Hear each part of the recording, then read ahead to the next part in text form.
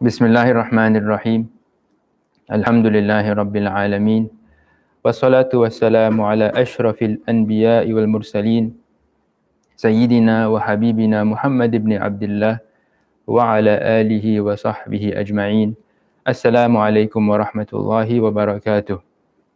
So Alhamdulillah, by the grace and mercy of Allah, we are continuing our lessons in the Akhlaq Adudiya by the great Imam Abdurrahman bin Ahmad bin Abdul Ghaffar Aduddin al-Iji al-Shirazi rahimahullah ta'ala wa nafa'na bihi wa bi'ulumihi fi ad-darain. We also want to just remember that we are gathering today for this lesson in these very blessed last 10 days of Ramadan. So we ask Allah for us to welcome these days and to spend these days in a turning towards Allah, in which we acknowledge our brokenness, we acknowledge our Adudiya, we acknowledge our slavehood towards Allah, and we acknowledge to the best of our ability the lordship of Allah over us. So to continue with our lessons in Akhlaq, and we know Ilm al-Akhlaq, we've defined this before. Ilm al-Akhlaq is the science of the virtues and the vices, the science of character, in which we aim to study what are the virtues, what is good character, and what are the vices, what is bad character, such that we can acquire the first and we can leave the second, leave vice. And the ultimate goal of that is essentially happiness, as-sa'adah, in the next life, in the presence, in the hadra al-ilahiyya, in the presence of Allah Most High, close to Him, which is the abode of Jannah. We ask Allah to grant us Jannah. Ameen. So just to revise a little bit, we have spoken about akhlaq. What is a khuluq? Khuluq being the singular of akhlaq. What is a khuluq? A khuluq is this habit in our soul, right? It's a deep-seated habit within our soul, such that actions come from it very easily, right? So when we're speaking about noble character traits, noble akhlaq, we are speaking about deep-seated attributes, deep-seated habits that such that we act in ways that are noble very easily. And that is the ultimate goal of Ilm al-Akhlaq. Right? The ultimate goal of Ilm al-Akhlaq is that we adorn ourselves with virtues, such that virtuous action comes from us very easily, without much effort. And in fact, the ulama mentioned that there is a ladha, that there is a pleasure that comes forth when one performs virtuous actions. So we've spoken about the concept of khuluq, the concept of a character trait, and we've also mentioned that virtuous character traits are an equilibrium between two extremes, the vice of excess and the vice of deficiency. And last week we spoke about the virtue of wisdom, which is the virtue of the rational faculty of the soul, right? When the rational faculty of the soul is at equilibrium, then that person will have acquired the virtue of wisdom. And that virtue of wisdom, we have defined it as to know things as they truly are, and to act in the way that one should act, to know truth and falsehood in terms of what is to be believed, to know what is true and false in terms of what is said, and also to know what is good and evil in terms of actions. So the virtue of wisdom grants someone knowledge of that.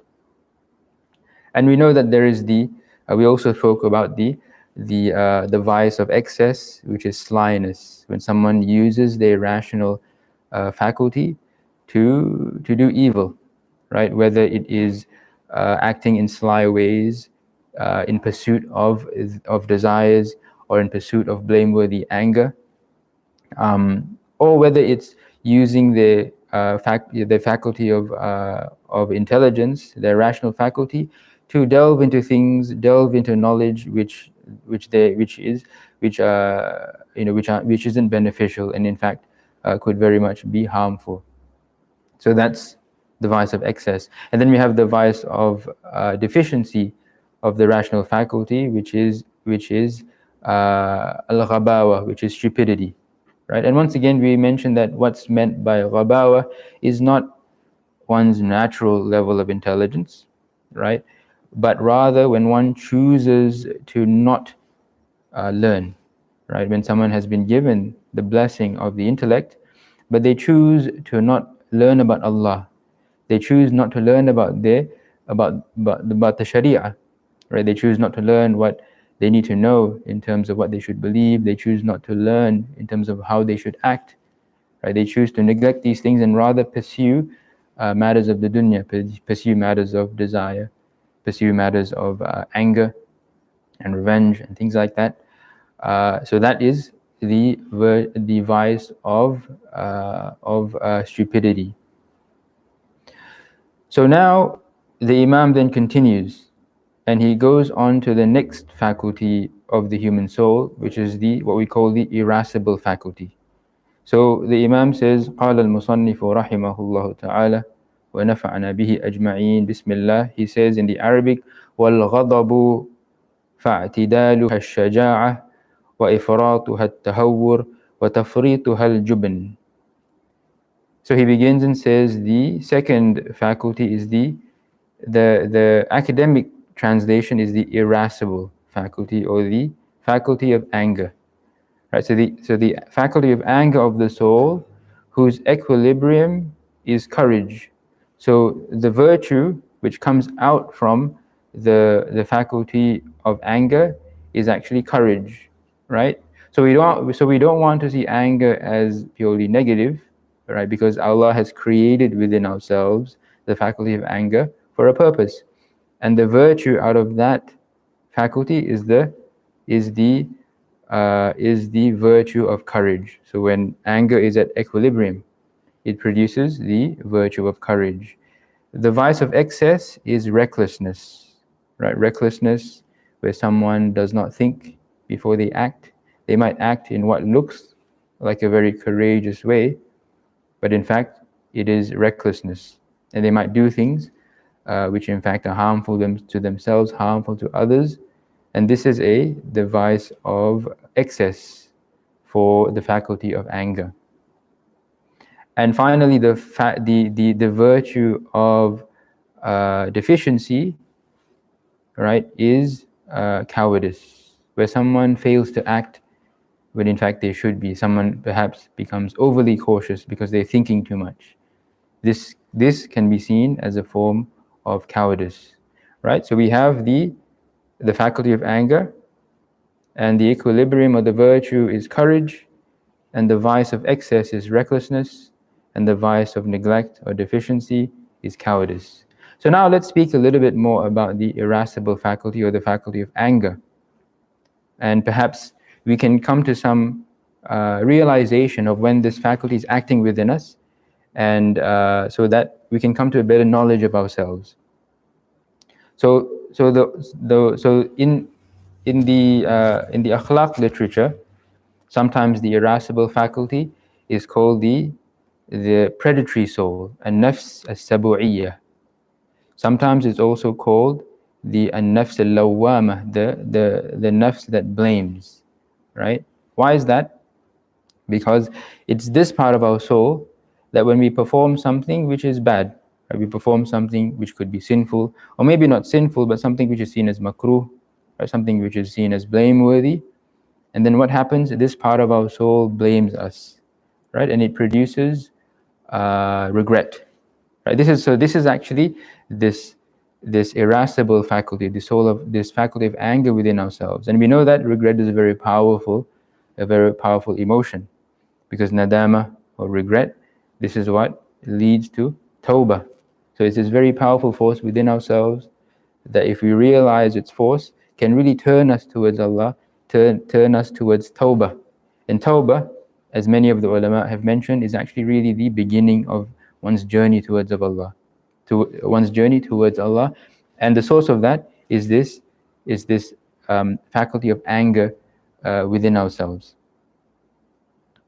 So a little bit more about this irascible faculty. The ulama also mentioned that anger is created for a purpose, right? What is that purpose? It's to remove harm from ourselves. So when harm is coming to us and we feel angry, right, we shouldn't inhibit that anger, right? Why? Because that anger would actually help us to get out of that harmful situation, right? And if someone does that in a way which is according to the Sharia, and in a way which is in line with sound intellect, someone hasn't done something stupid, right? Then that could be the beginnings of courage, right? So to act on your anger in a way which is praiseworthy is the beginnings of courage. Why do I say the beginnings of courage? Because courage as a character trait, as a khuluq, is a habit in your soul. So someone who is courageous has this habit in their soul, such that whenever something happens which requires them to act in a courageous way, they do it easily, right? They do it and it comes to them very easily. But not to say that they don't face any fear, because in fact, those who are courageous feel fear, but they have habituated themselves to do what is right in face of that fear. So that is the virtue of courage, as opposed to people that don't feel fear. Oftentimes, the reckless are those who don't feel fear, right? Because they haven't thought about the consequences of their actions. They haven't thought about what does the Sharia say about this matter. So they act recklessly. And in fact, later on, when they actually think about what they've just done, they actually feel very fearful, right? They feel, oh, how could I have just done that? That's actually something very dangerous, right? So feeling fear after the act is often a sign of recklessness. And the absence of fear is more often than not a sign of recklessness as opposed to courage.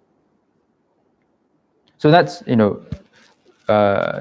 something more about the irascible faculty, or the faculty of anger. Let's continue. So the faculty of anger within us, right? This is also the faculty which seeks revenge, right? Which seeks revenge. And revenge in the English language is often seen in a negative light. In the Arabic, it is intiqam. And here, what I want to mention is that we want to place revenge in its place, right? The place of retribution in Islam. And just like every act, there is balance, right? So in Islam, there are ways of retribution which are actually given to the person that has been harmed, right? Remember, the path of forgiveness is praiseworthy, right? But the ulama mentioned that it is mustahab, right? It is recommended. It is not an obligation. So what's an example? A clear example in Islam is the laws related to murder, right? The laws related to murder. If someone murdered somebody else with a weapon, and it has been established as in a proper court of law with all the proper procedures, then the laws of Islam dictate that now the wali al-maqtul, or we say the family, right? The family of the one who was murdered, they have the right now, right? They have the right to essentially have the murderer also killed, right? So this is within the laws of Islam, and it's studied in the chapter of qisas in the books of fiqh. So that's a right which has been established in Islam. So this is retribution in Islam, which is given, right? And wisdom behind that, the ulama mentioned, is that some people, right? That some people is that they, is that their hearts can only be settled, right? Their hearts can only be settled if if a life is if the life is replaced by the life of the murderer, right? And this, and this is a right given in the Sharia. Why are we speaking about this? Because we're speaking about revenge and the place of retribution in Islam. So this is a permissible form of retribution in Islam. But once again, what did we say? For the family of the murdered to forgive, right? To forgive, this is a higher level, a higher station in Islam, but not something which is obligatory. And I just wanted to take just a short tangent here. The place of forgiveness. So it's quite interesting. The place of forgiveness is actually seen as a virtue of courage, right? It's actually a branch of courage. Why is that? Because in order for someone to forgive, right, they first need to seek their right, right?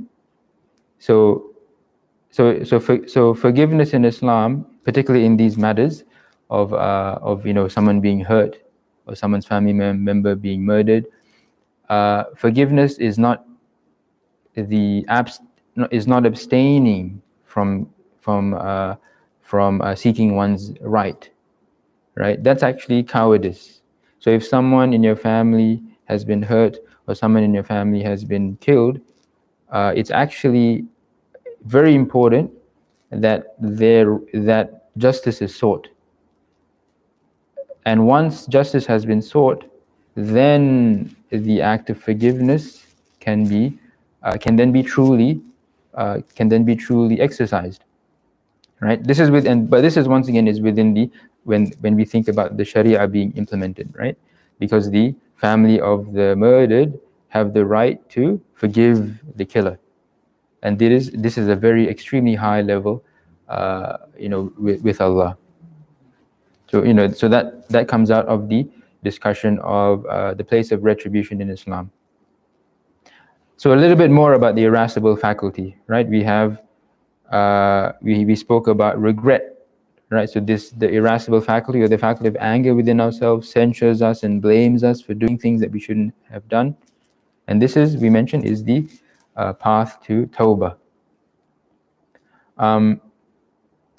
Another aspect of the faculty of anger within us, right? We know that the human has the desire to compete, right? To compete, to rise above their peers, right? The desire for control, the desire for power, status, and fame, right? So these come from the irascible faculty, the faculty of anger, right? So know, right, that when you are competitive, that you want to improve yourself. Like for example, your desire to increase in acts of worship during Ramadan, right, is fueled by your irascible faculty, this faculty of anger, right? It's actually fueled by that, partially. It's actually partially fueled by that, right? And why do I say that?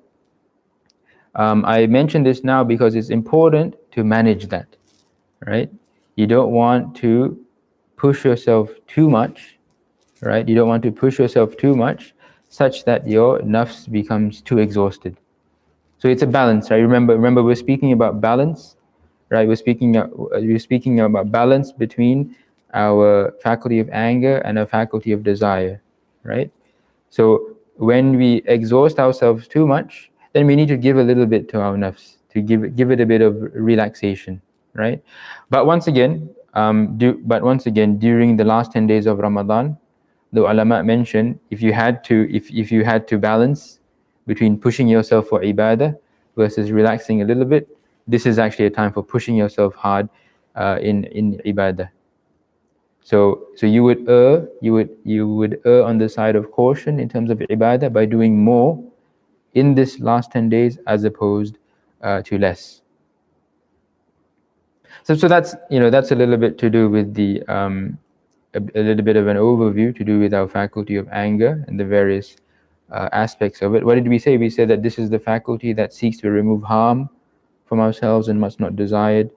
This is the faculty of ourselves that seeks revenge, right? And remember, there is a place and a praiseworthy form of seeking retribution in Islam. This is also the faculty that gives us regret when we perform acts of evil or things that we shouldn't be doing. And regret, once again, is a great door to tawbah. This is also we mentioned that the faculty of anger is the part of our soul that seeks, that is competitive, right? That seeks to rise above peers, that seeks power, status, and fame. And it's also, I forgot to mention, it's also the starting point for us to confront things that are terrifying, confront things that are scary, right? So development of this particular irascible faculty, or the faculty of anger, will assist us in confronting things which we find frightening. So now going on to the virtue, right? The virtue of the faculty of anger, or the irascible faculty, what did we say? It is courage.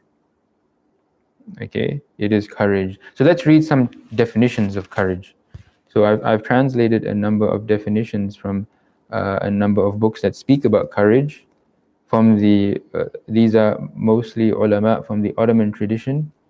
So one definition, what is courage? Courage is a habit, right? We spoke about character traits being habits of the soul. So courage is a habit through which the soul correctly and voluntarily confront matters that cause fear, right? So when someone has the virtue of courage, they habitually confront things in the way according to the Sharia for matters that cause them fear, right? So there's fear within themselves, but they confront those matters in ways that are right, in ways that are in accordance with the Sharia, and they habitually do that. Another definition, courage is a habit where anger submits to the intellect, right? So it's not that the intellect submits to anger, right? Anger submits to the intellect such that it remains firm, right? There is thubut, there is istiqamah, right? It's a habit where anger submits to the intellect such that it remains firm and does not falter, right? It does not, la tatazalzal, it does not falter in the face of things which are fearful, right? But in this definition, it's quite interesting, in face of appropriate fears, right? Because some things which are very fearful, one should not actually confront them. One should actually back away, because such things perhaps they might and we'll come to these examples. Fears that shouldn't be confronted. To confront them would be part of recklessness, right? Another definition of courage. Courage is to obey what sound opinion dictates regarding confronting danger, which we've spoken about, but also being patient in the face of adversity. So courage is actually this habit of yourself, a habit of the soul, in which when you're it's not only of benefit when you are facing danger, but also when you're facing adversity, right? Difficulties which might eventuate in your life.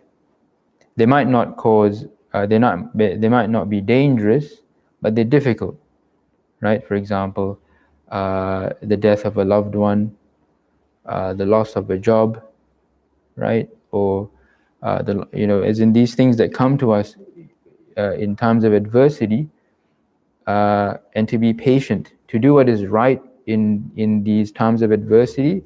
This is actually part of being courageous, right? This is actually part of being courageous. So we have, so we have a few things which we've mentioned regarding courage. So courage is this virtue, right, which is a habit of the soul, right, such that one confronts matters which should be confronted, even though they are fearful. And secondly, as well, they also remain patient in face of adversity.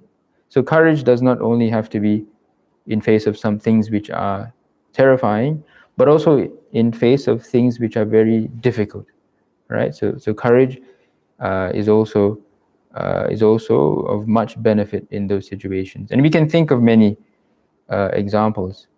We as Muslims that live in the West, right? As in sometimes being outwardly Muslim, practicing your faith can be difficult, right? But we have to be brave. We have to be courageous.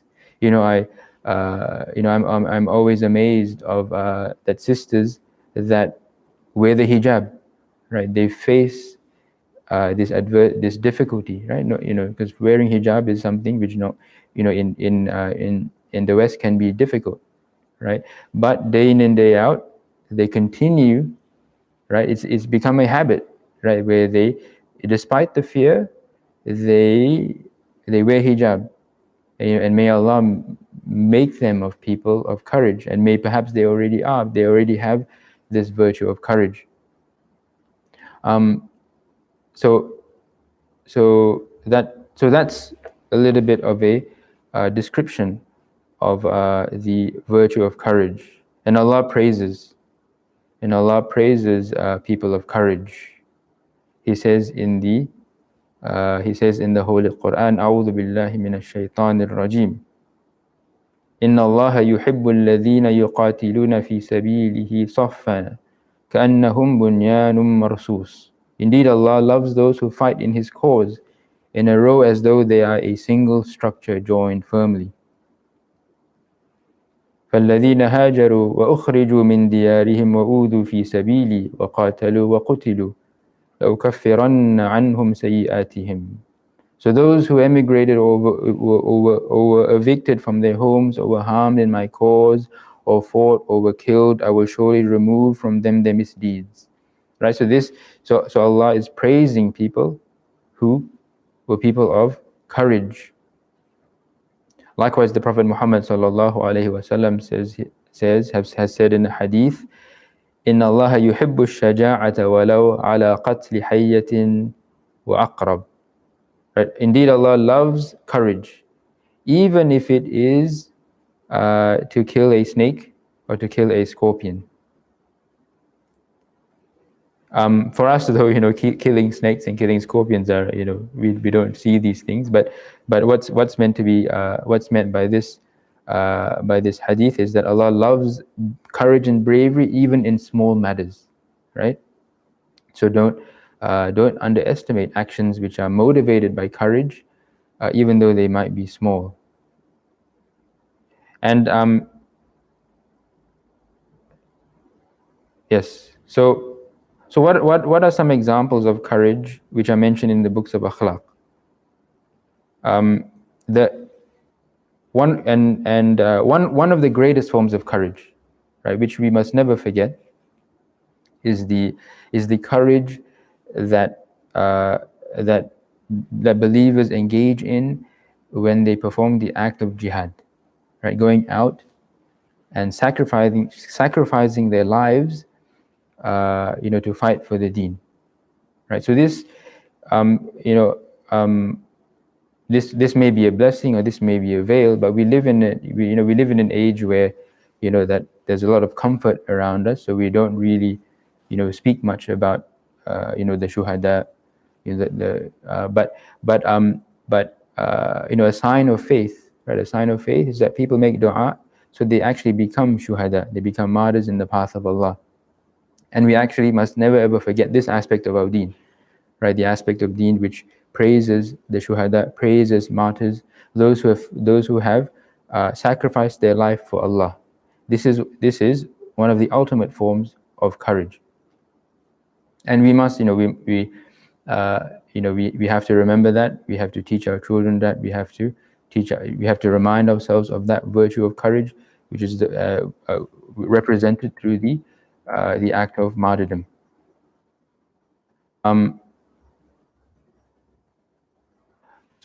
what's interesting as well, right? What's interesting as well is that fighting in the path of Allah is an act of courage, but there is a qualification, right? There is a qualification, and the ulama mention, so long as the numbers are not too unbalanced. They say fighting in the path of Allah, so long as your enemies do not double you, right? It's quite interesting. Because why? Because when someone voluntarily engages in a battle such that enemies double them, this is seen as recklessness, right? It's not something that should be done. And we can see an example of that in the seerah, when Khalid ibn Walid radiallahu anhu, during the battle of Mu'tah, which is in modern day Jordan, we know this was against the Byzantines, and the Prophet Muhammad sallallahu alaihi wasallam sent 3 leaders, right? 3 of the great Sahaba. We have Zayd ibn Haritha, we have Sayyidina Ja'far ibn Abi Talib, Sayyidina Abdullah ibn Rawaha. So those 3 were, they actually passed away and were martyred in this battle. And the Muslims put Khalid ibn Walid, right, as their leader. And what did he choose to do? He actually chose to retreat, right? Because he saw that this was a battle which was unbalanced, and it would have been reckless to continue. So they retreated, right? They took a step back, and this can be understood as an act of courage. Radiyallahu anhu. So likewise, other acts of courage mentioned in the books of Akhlaq: to rescue someone from the hands of an oppressor, right? To rescue someone from the hands of an oppressor. In fact, to rescue yourself from an oppressor, an act of courage, right? We have a great example of this is once again we have an epidemic of domestic violence in modern society, and some men can be very oppressive towards their wives. They obviously have their own history, but speaking about the women, it actually takes courage, right, to rescue their own selves from the hands of an oppressor, right? In fact, statistics mention that the death of a woman it's most likely to happen after separation from a husband that is violent, right? So it's actually an extremely courageous act, right, to rescue for the woman to rescue her own self from the hands of an oppressor, and likewise for people to help her, right? These are acts of courage, and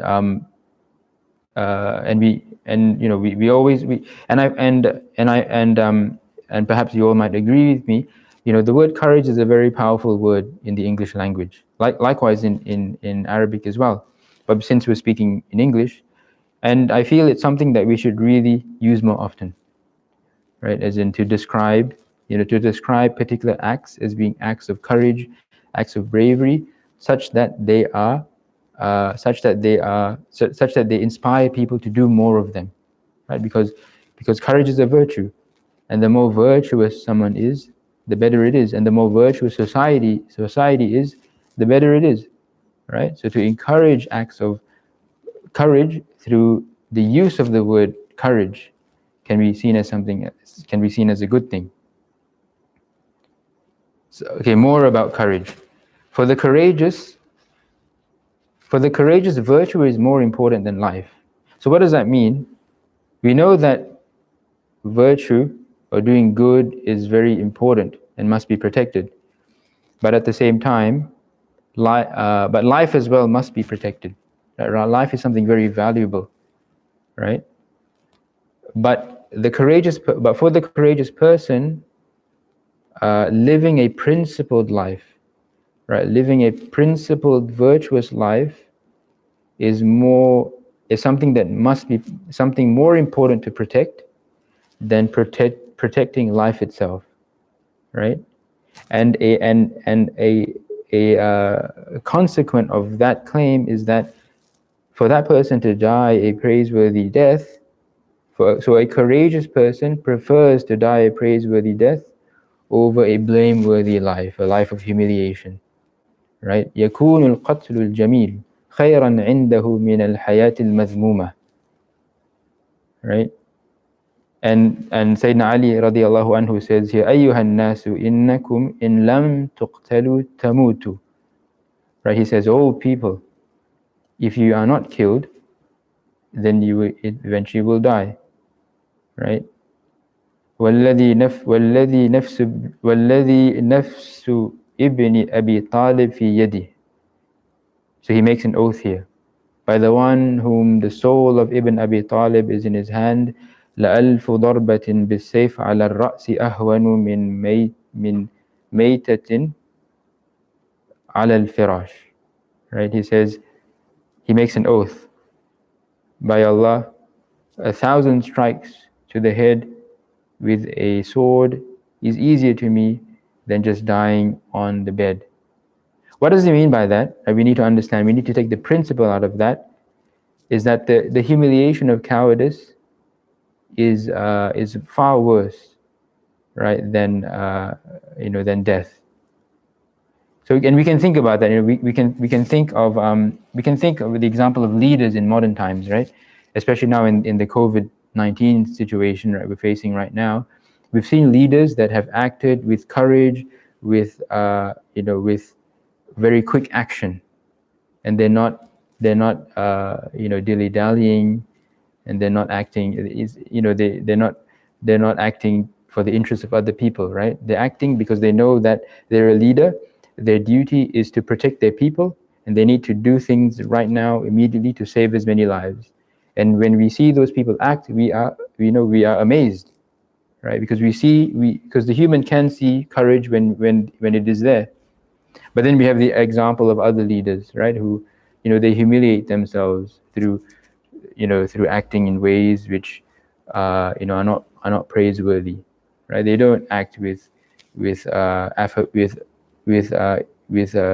deep intention, or they let things go. They let things just run their path, just happen, and as a result, many people die, right? And these leaders are people who will be remembered as as people who have been humiliated. So that was a brief discussion on the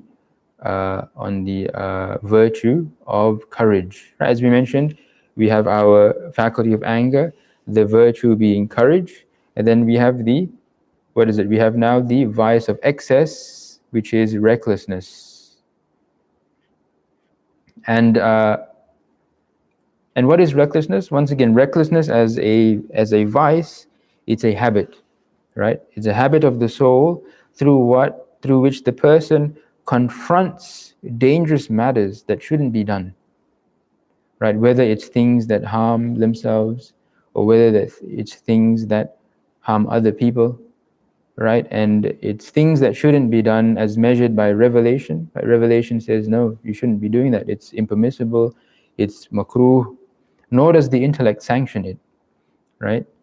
This is, recklessness is the framework, is the vice through which we will understand people who act out of their anger spontaneously all the time, right? This is, people who act out of anger. They let their anger bubble over all the time, and it results in them hurting themselves, hurting other people. That person has the vice of recklessness. And oftentimes, this reckless person, when they are acting, as we mentioned, they'll feel as if, they won't feel any fear, they won't feel any sense of consequence. But that's because why? Because the intellect is not working anymore, right? Because their faculty of anger, right, has now overcome their intellect. But later on, when they realize the consequences of their actions, right, they will realize that they shouldn't have done that. We've mentioned an example. Yeah.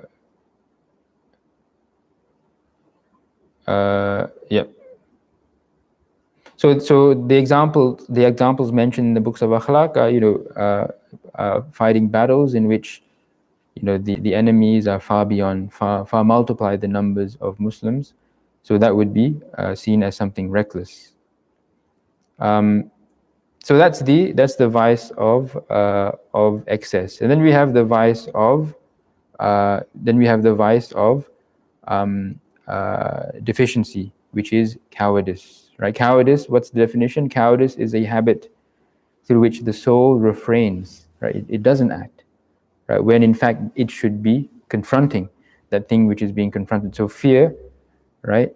Fear paralyzes them, right? Rather than acting. Right, so they have a deficiency of anger, right? They have a deficiency of anger, such that even though the intellect is saying, you have to act, this is something that you need to do right now, but because their faculty of anger is weak, it doesn't push them, right? It doesn't push them to act in the way they should. What are some reasons why that could happen? Right, so this is interesting. Sayyidina Muawiyah mentions here. من كثر فكره في العواقب لم يشجع في النوائب. Right? So sometimes if you think too much about consequences, if you think too much about what could happen, then when adversity strikes, you won't be someone who's brave. Obviously, this doesn't mean that you shouldn't think about consequences, right? Because that's very important, because thinking about consequences is part of sound intellect. But to overthink things, right? To overthink and overplan, to be overcautious, could actually result in someone, unfortunately, developing the vice of cowardice. What are some examples, some other examples of cowardice? Once again, we said, holding back when you should actually be acting. It says here, وَالطَّمَعُ الْفَاسِدْ مِنَ الظَّلَمَةِ فِي وَغَيْرِهِمْ فِي بَذْلِ مَالِهِ. Right, so to have false hopes from people who are oppressive. So that actually comes out of cowardice.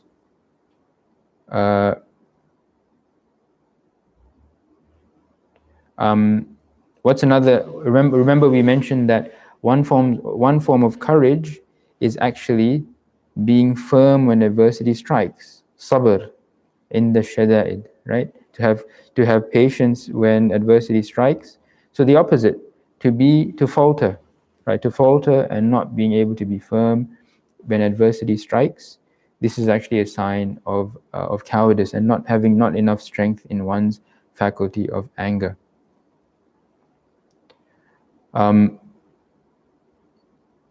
So we ask Allah,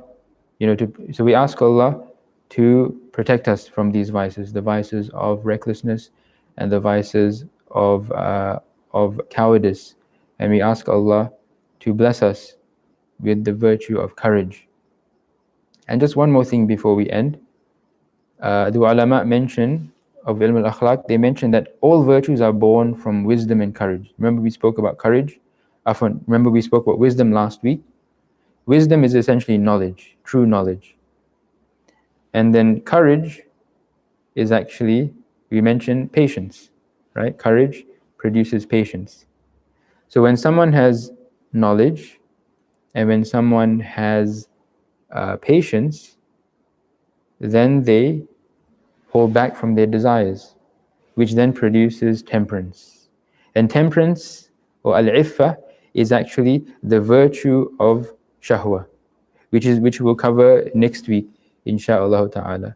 And when someone has been blessed and adorned with the virtues of wisdom, courage, and temperance, according to ilm al-akhlaq, the ulama of ilm al-akhlaq, then that person will also be adorned with the fourth and final cardinal virtue, which is the virtue of justice. And we ask Allah to bless us and to adorn us with these virtues. And we'll end here. وَصَلَّى اللَّهُ عَلَى سَيِّدِنَا مُحَمَّدٍ وَعَلَى آلِهِ وَصَحْبِهِ وَسَلَّمَ.